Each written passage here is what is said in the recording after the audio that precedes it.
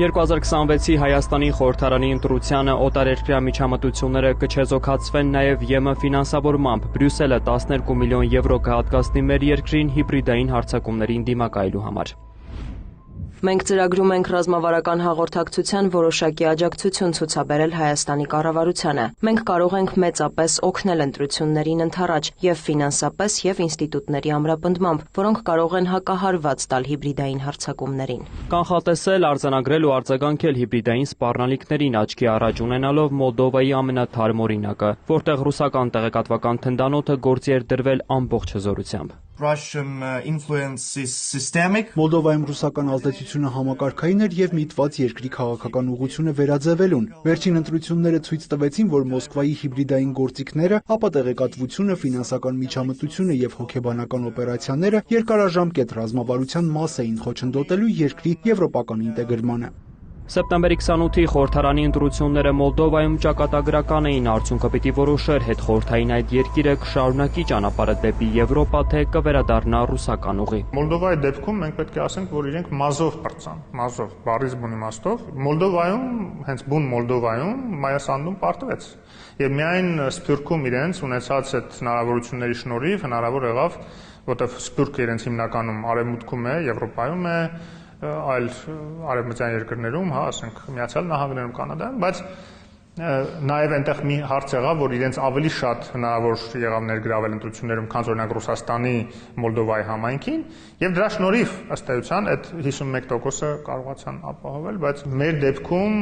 բավականին բարդ է լինելու։ Մոլդովայի փորձն այսօր առավել քան ակտուալ է նաև Հայաստանի համար, քանի որ նույն մեթոդները, նույն ցանցերը եւ նույն քարոզչական ռազմավարությունն արդեն ամիսներ շարունակ թիրախավորում են հայ հասարակությանը։ Ինչով է հետաքրքիր Հայաստանի համար, որտեվ նախ նույն գրասենյակից է ուղղորդվում այդ գործընթացները Կրեմլից, Կիրիենկոյի ղեկավարած, գիտեք, գրասենյակն է, որին հանձնարարված է հենց ապահովել ռուսամետ ուժերի հաղթանակը թե Մոլդովայում, թե Հայաստանում։ Մոլդովայում նա տապալվեց, նրան դա չհաջողվեց, դրա համար Հայաստանի դեպքում այսպես վերջին շանսներ են տրված Պուտինի կողմից, որտեղ եթե Հայաստանն էլ տապալի, իր քաղաքական ապագան, եթե ոչ ֆիզիկական ապագան, հարցական տակ կլինի։ Հենց այդ նպատակով ԵՄ աջակցության վերջին օրերին լրագրողների, փորձագետների, քաղաքական գործիչների փոխայցեր են տեղի ունենում Երևանից Քիշնև եւ հակառակ ուղղությամբ։ Հիմնականում ամեն մեկը իր մասով ներկայացնում էր, թե հիբրիդային ինչպիսի գրոհներ են եղել նախընտրական շրջանում, դրանք արտահայտվել են նաև ֆինանսական մեծ հոսքերի տեսքով, որոնք եղել են եւ կանխիկ եւ օնլայն գումարներ։ Իդեպ նշեմ, որ մոլդովական կողմը առանձնահատուկ ընդգծում էր, որ կանխիկ գումարների տարանցիկ ուղին եղել է Ստամբուլը եւ Երևանը։ Հիմնականում նշեցին, որ օնլայն գումարները տիրաժավորվել են տարբեր հնարքների միջոցով։ Ռուսաստանի պաշտպանության նախարարության հետ աֆիլիացված բանկերից մեկը բացել է Մոլդովայի քաղաքացիների համար այդ բանկի հավելվածում տարբեր էջեր եւ մարդիկ այդ գումարները ստացել են այդ էջերի վրա, բայց քանի որ այդ բանկերը եւ նրանց քարտերը հասանելի չեն այդ թվում եւ Մոլդովայի տարածքում, գումարները մոլդովացիները կանխիկացրել են գնալով Մերզդնեստր։ Մերզդնեստրը ամբողջությամբ գտնվում է ռուսական վերահսկողության ներքո։ Ռուսական մեդիա եւ տելեգրամյան ցանցերը զանգվածային ապատեղեկատվության քարոզի միջոցով թիրախավորում էին նաև երկրի եվրոպական կուրսը, տարածվում էին կեղծ հարցումներ, փաստեր, շահարկված սյուժեներ, խարխլելու հանրային վստահությունը եւ ստեղծելու անորոշության մթնոլորտ։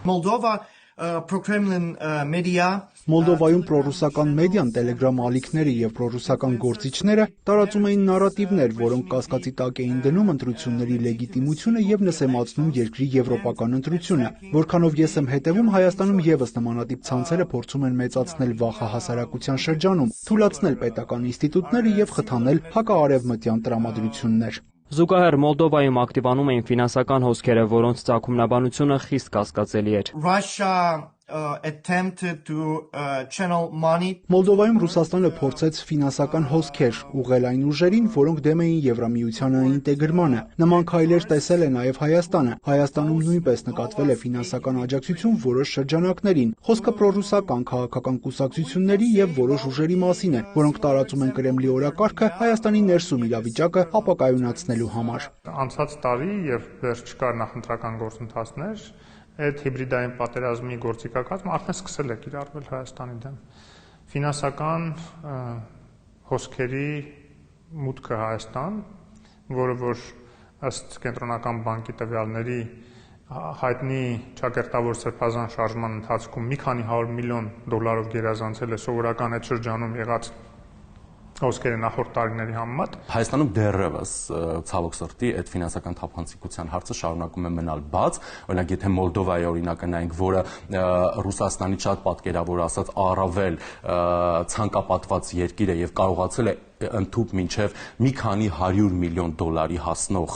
200 միլիոն դոլարի մասին են խոսում։ Փողերի հոսք ապահովել քաղաքական process-ների մեջ ռուսական կողմից պատկերացնել կարելի է, որ Հայաստանը Ռուսաստանի համար որպես բաց դուռ ինչ կարող է կատարվել եւ ինչ է կատարվում Հայաստանում այդ իմաստով։ Մոսկվան գործի էր դրել նաեւ տնտեսական ճնշման մեթոդը՝ գազային շանտաժից մինչև էներգետիկ կախվածություն, արտահանման շուկաների սպառնալիքից մինչև մատակարարման կրճատումներ։ Մոլդովայում Մոսկվան առաջնագիծ էր հանել նաեւ հոգեվորական Բացահայտվել են դեպքեր, թե ինչպես են հոգեվորականների տարբեր խմբերի տարել Սերբիա, որտեղ ռուսական կողմը ուսուցանել է, թե ինչպիսի նարատիվներ պետք է տարածել, հանրության ինչպիսի շրջանակներ պետք է թիրախավորել, ինչ-ինչ քաղաքական նպատակների հասնելու համար, դա առանձնապես չի տարբերվում նարատիվներից, որոնք շրջանառվում են Հայաստանում, դա Հայաստանի եվրոպական, այսպես ասենք, անապագա հեռանկարն է, ընտանեկան, ավանդական արժեքներն են, որոնք պետք է խարխլվեն։ Մոլդովայում Ռուսաստանը շատ լուրջ աշխատում էր այսպես կոչված որոշ ճակերտավոր պրոեվրոպական ուժերի հետ նրանց մեջ ներդնելու կամ նրանց ղեկավարներին հավաքագրելու կամ իրենց հենց ձևավորված ուժերին եւ լրատվամիջոցներին